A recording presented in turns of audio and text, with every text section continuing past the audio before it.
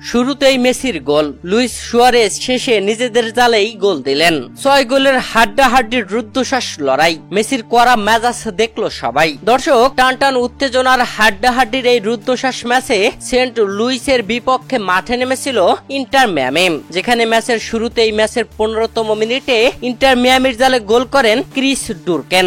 15 মিনিটে Saint Louis 1-0 গোলে এগিয়ে যায়, তবে সেই গোল 12 মিনিট পর পরিশোধ করে দেন লিওনেল মেসি।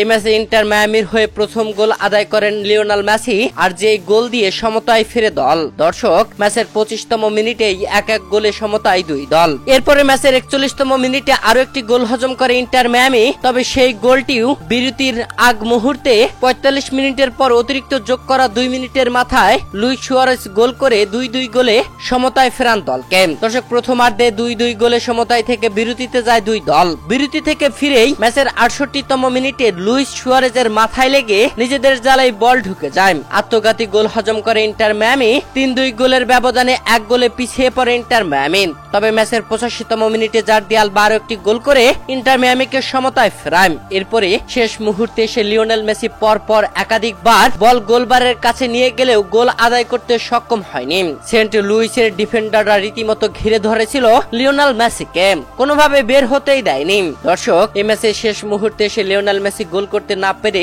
খুবই মেজাজ গরম করে ফেলেছিলেন।